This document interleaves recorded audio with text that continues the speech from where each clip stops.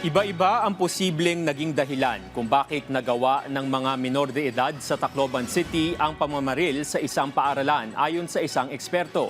Aniya, kung pagkahumaling sa online game ang nakaimpluwensya sa mga ito, naisiguro ng mga bata na gayahin ang kanilang nakikita. Si Carlo Candelaria sa sentro ng balita. Aakalain mong eksena sa pelikula ang dapat sana ay payapang pagsasagawa ng klase sa San Jose National High School sa Tacloban noong Lunes ng umaga. Hindi man nakuna ng video ang walang habas na pagpapaputok ng baril ng 2 grade 9 students sa kanilang paaralan kung saan 3 ang nasawi. Rumehistro naman ang ilang bakas sa naganap na krimen. Kabilang na dyan ang nagulong mga kagamitan ng paaralan. Dugo ang katawan ng mga biktima na pawang mga menor de edad at mga nahintatakutang mga estudyante. Sinasabing may posibilidad din na planado ito at matagal nang pinag-uusapan ng 2 Child in Conflict with the Law o CICL na makikita sa kanilang chat logs mula pa noong Abril.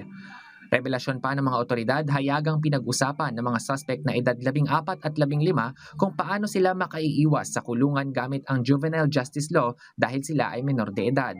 Ang tanong, paano nga ba nagagawa ng isang menor de edad ang ganitong klaseng krimen?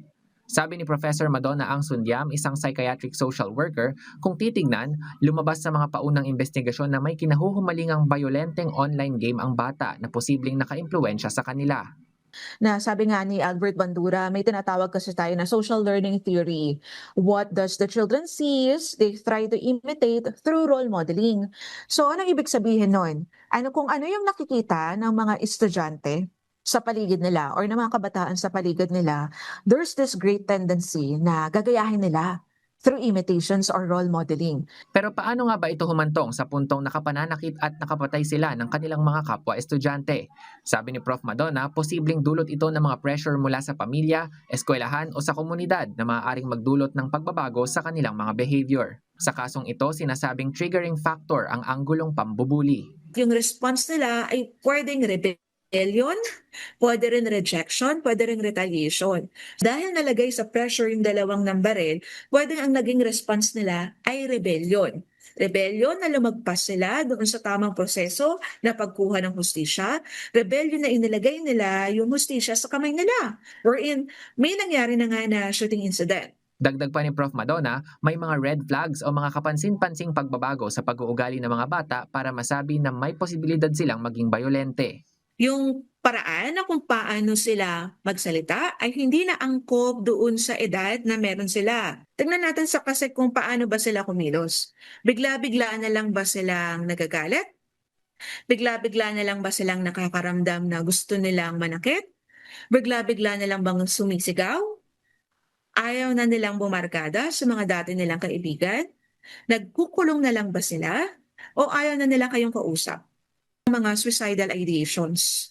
Kasi kapag nandun na tayo sa punto na nakita natin yung mga anak natin na gano'n, ibig sabihin, nandun na sila sa paraan na gusto na nilang mawala ng tiwala sa nangyayari sa paligid nila at gusto na nilang magkaroon ng kapangyarihan para ilagay sa kamay nila yung mga injustices na nararamdaman nila. Sa ngayon, habang nasa kustodiyan ng mga otoridad ang mga suspect, may hamon pang kinakaharap ang mga biktimang sugatan at iba pang mga estudyante, guro at mga personel ng eskwelahan na kaugnay ng trauma dahil sa nasaksihang malagim na insidente. Sabi ni Prof. Madonna, mahalagang maalalayan sila sa pamamagitan ng counseling at debriefing. So bigyan natin sila ng crisis interventions for burial assistance, for financial assistance, and then absolutely the psychosocial assistance kasi kailangan din natin i-debrief yung family ng mga pamilya na kung saan nawalan ng mga mahal sa buhay unexpectedly. So anong pwede natin gawing intervention? I would always suggest that psychosocial intervention should be given to them.